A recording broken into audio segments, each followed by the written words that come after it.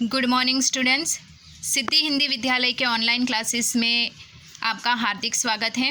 12वीं वाले बच्चों के लिए खास सबसे पहले मैं आपको ये किताब का परिचय करवा देती हूँ कि 11वीं में आपने देखा होगा कि आरोह भाग 1 आप पढ़ के आए थे। ठीक है, 11वीं में आरोह भाग 1 आप पढ़ के आए थे, उसका दूसरा हिस्सा यहाँ पे 12वीं में आपको पढ़ना होगा। वो मैंने आपको 11वीं में बताया था। तो यहाँ पे ये किताब है, ये किताब का परिचय मैं आपको सबसे पहले करवा देती हूँ कि आरोह भाग 2। ठीक है, ये किताब आपको लेनी है। अब यहाँ पे उसके जो लेसन है उसकी सूची में आपको बता देती हूँ। तो यहाँ पे ये देखिए काव्यखंड, इसमें यहाँ पे इस साल कुछ एक काव्य 2-3 काव्य ऐसे हैं जो हमें नहीं पढ़ने हैं, लेकिन जैसे जैसे ऑनलाइन क्लासेस चलते जाएंगे मैं आपको बताती जाऊंगी कि कौन कौन से लेसन ऐसे हैं जो हमें नहीं पढ़ने हैं और बाकी के लेसन हमें पढ़ने हैं। ठीक है, तो यहाँ पे सबसे पहला लेसन हमारी इस किताब की सूची में दिए गए हैं उसके हिसाब से हरिवंश राय बच्चन की कविता, उनके काव्य का सबसे पहला शीर्षक है आत्मपरिचय और उसी में दूसरा काव्य भी है, उसका शीर्षक है एक गीत। दूसरा यहाँ पे आलोक धनवा, ये साहित्यकार है और उनके लिखी हुई काव्य का नाम है, उनका शीर्षक है पतंग। तीसरा है कुंवर नारायण, उनके लिखे हुए पहले काव्य का शीर्षक है कविता के बहाने और दूसरा बात सीधी थी पर। चौथा काव्य वो लिखने वाले रघुवीर सहाय हैं और उनके काव्य का शीर्षक है कैमरे में बंद अपाहिज। पांचवा जो काव्य है वो साहित्यकार है गजानन माधव, मुक्तिबोध यानी उनको दिया हुआ उपनाम, और उनका लिखा हुआ काव्य का शीर्षक है सहर्ष स्वीकारा है। छठा काव्य है शमशेर बहादुर सिंह, उनके काव्य का शीर्षक है उषा। सातवां काव्य है सूर्यकांत त्रिपाठी निराला यानी अन्य साहित्यकारों की ओर से दिया हुआ उनको उपनाम, उनके काव्य का शीर्षक है बादल राग। आठवां काव्य है तुलसीदास का, उनके पहले काव्य का शीर्षक है कवितावली जो उत्तरकांड से लिया गया है और दूसरा है लक्ष्मण मूर्छा और राम का विलाप। तीसरा काव्य है फिराक गोरखपुरी का, उनके काव्य का पहला शीर्षक है रुबाइयाँ और दूसरा गज़ल। और 10वां है उमाशंकर जोशी। बच्चों, आपको मैं थोड़ी सी बात याद दिला दूं कि गुजराती साहित्य में भी उमाशंकर जोशी की कुछ एक रचनाएं यानी कविताएं पढ़ने में आती थी। बिल्कुल उसी प्रकार से उमाशंकर जोशी ने हिंदी साहित्य में भी अपनी एक अलग पहचान छोड़ी है। यहाँ पे भी उन्होंने हिंदी भाषा के भीतर भी उन्होंने काव्य लिखे हैं, जिसमें से उनका पहला काव्य है छोटा मेरा खेत और दूसरा बगुले के पंख।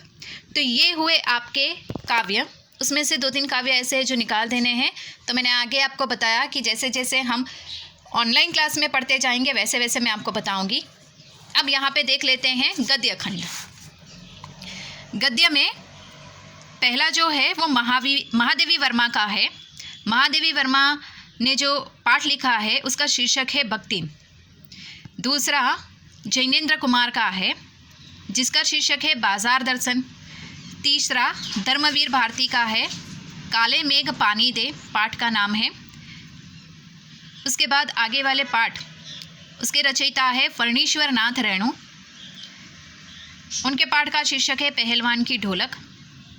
आगे वाला जो लेसन है उसमें विष्णु खरे साहित्यकार और उनके पाठ का नाम है, शीर्षक है चार्ली चैपलिन यानी हम सब। उसके बाद आगे वाले पाठ का रचयिता है रज़िया सद्दात ज़हीर, उनके पाठ का शीर्षक है नमक। उसके बाद आगे वाले पाठ में हजारी प्रसाद द्विवेदी, ये नाम हिंदी साहित्य के इतिहास में सबसे महत्वपूर्ण है, उनकी रचना का नाम है शिरीष के फूल। और अंतिम लेसन जो हमारा पाठ है वो बाबा साहेब भीमराव आम्बेडकर, जिन्होंने संविधान यहाँ पे उनका निर्माण किया था, हम सब जानते हैं। इसके साथ साथ यहाँ पे उन्होंने जो इस क्षेत्र में हिंदी साहित्य के क्षेत्र में उन्होंने लेखन के क्षेत्र में भी बहुत वो आगे थे। तो यहाँ पे उन्होंने उनके लेखनी का एक छोटा सा हिस्सा दिया गया है। तो पहला हमारा ये जो लेसन है श्रम विभाजन और जाति प्रथा और दूसरा है मेरी कल्पना का आदर्श समाज। तो इसमें से भी हमें 2-3 पाठ ऐसे हैं जो हमें लेने हैं और बाकी के मतलब ये जो है उसमें से कौन से ऑनलाइन क्लास में हम पढ़ते जाएंगे, तो मैं आपको बता दूं कौन कौन से ऐसे लेसन हैं जो हमें पढ़ने हैं, कौन कौन से नहीं पढ़ने हैं। तो जैसे जैसे हमारे क्लास आगे बढ़ते जाएंगे वैसे वैसे मैं आपको बताती जाऊंगी। तो 12वीं वाले बच्चों के लिए यहाँ पे हम आज सबसे पहले शुरुआत जो करते हैं वो सबसे पहले हम काव्य की शुरुआत करते हैं। अब यहाँ पे सबसे पहले हमें पढ़ना है पहला काव्य। 12वीं वाले बच्चे, सबसे पहला काव्य हमें पढ़ना है हरिवंश राय बच्चन, ठीक है। अब ये हरिवंश राय बच्चन, उनके ये जो साहित्य है उसमें हमें 12वीं की किताब में 2 काव्य पढ़ने हैं। तो उसमें से सबसे पहले हम हरिवंश राय बच्चन का यानी साहित्यकार का सबसे पहले हम परिचय प्राप्त कर लेते हैं। यहाँ पे हरिवंश राय बच्चन का चित्र दिया गया है और उनके जन्म की थोड़ी बहुत बातें हमें यहाँ पे बताई गई है। जैसे कि हरिवंश राय बच्चन का जन्म 1907 में इलाहाबाद में उनका जन्म हुआ। उनकी प्रमुख रचनाएं यहाँ पे दी गई है, जैसे कि साल के साथ कौन कौन सी साल में उनकी प्रमुख रचनाओं का निर्माण हुआ है। मधुशाला 1935 में, मधुबाला 1938 में। अब यहाँ पे मधु कलश, निशा निमंत्रण, एकांत संगीत, आकुल अंतर, मिलन यामिनी, सतरंगिणी, आरती और अंगारे, नए पुराने झरोखे, टूटी फूटी कड़ियाँ, काव्य संग्रह। मैंने कई बार आपको बताया बच्चों की काव्य संग्रह किसे कहते हैं, जिसमें जैसे कि यहाँ पे हरिवंश राय बच्चन है तो हरिवंश राय बच्चन के बहुत सारे काव्य को एक ही किताब में लिखकर एक संग्रह बनाया गया है, उसको काव्य संग्रह कहा जाता है। क्या भूलूं क्या याद करूं, नीट का निर्माण फिर, पसेरे से दूर, 10 द्वार से सोपान तक, आत्मकथा 4 खंड। यहाँ पे 10 द्वार से सोपान तक यहाँ पे हरिवंश राय बच्चन ने अपने जीवन के बारे में लिखा होगा, स्वयं अपनी आत्मकथा को लेकर। हेमलेट, जनगीता, मैकबेथ, अनुवाद, प्रवास की डायरी। और ये डायरी यहाँ पे अनुवाद, डायरी, आत्मकथा 4 खंड, ये जो सब लिखा हुआ है वो साहित्य के प्रकार है। जैसे कि उन्होंने जो भी लिखा होगा उसका साहित्य प्रकार, हम कोई भी काव्य पढ़ते हैं तो वो काव्य का साहित्य प्रकार होता है कि वो कौन सा है, कौन से स्तर पर वो आता है, कि वो पद में है, वो डायरी के पाठ जो होता है वो कौन सा नाटक है, कोई डायरी में लिखा है, कोई आत्मकथा में लिखा है। उस प्रकार से ये काव्य के भी प्रकार हो सकते हैं। उन्होंने बहुत सारे ऐसे लेसन भी उन्होंने लिखे हैं। अब यहाँ पे उनका पूरा वाड्मयी बच्चन ग्रंथावली के नाम से 10 खंडों में प्रकाशित है। अर्थात उनके पूरा ये जो उन्होंने निर्माण किया है, अर्थात जो भी लिखा हुआ है उनके जीवन के बारे में भी बहुत सारी ऐसी बातें हैं, तो उन्होंने काव्य के रूप में, पाठ के रूप में लिखी हुई है। तो बच्चन ग्रंथावली के 10 खंडों में उन्होंने प्रकाशित की है। और यहाँ पे उनके निर्धन के बारे में बताया गया है कि उनका निर्धन 2003 में मुंबई में, याद रखिएगा बच्चों, उनका जन्म कौन सी साल में, 1907 में इलाहाबाद में हुआ और उनकी मृत्यु 2003 में मुंबई में। अब यहाँ पे उनका ये जो उनके बारे में पूरा बताया गया है कि उनकी ये जो रचनाएं हैं वो किस प्रकार से है। 1900 अब देखिए यहाँ पे इलाहाबाद विश्वविद्यालय से प्राध्यापक, आकाशवाणी के साहित्यिक कार्यक्रम में संबद्ध, फिर विदेश मंत्रालय में हिंदी विशेषज्ञ रहे।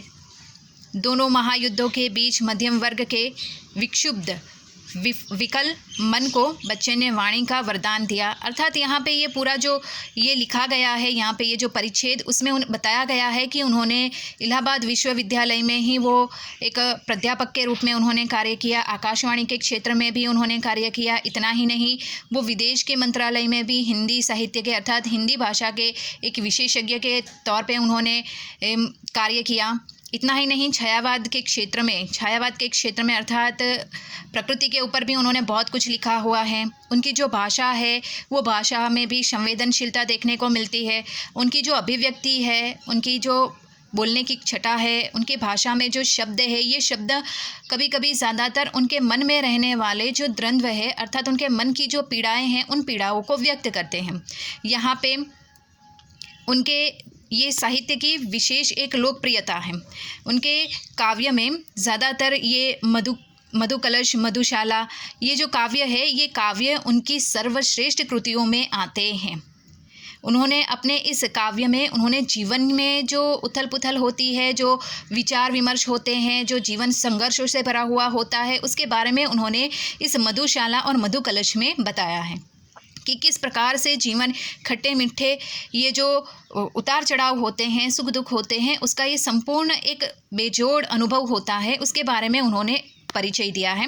तो बच्चों, यहाँ पे आज हम ये हरिवंश राय बच्चन काव्य की शुरुआत करने से पहले हमने ये जो कवि है हरिवंश राय बच्चन का ये जो हमें उनकी जीवनी के बारे में, उनकी रचना के बारे में हमने परिचय प्राप्त किया है। तो कल से आगे वाले वीडियो में हम उनका ये जो काव्य है वो काव्य में कौन से उसका भावार्थ क्या है वो मैं आपको बताऊंगी और काव्य की शुरुआत हम करेंगे। Thank you.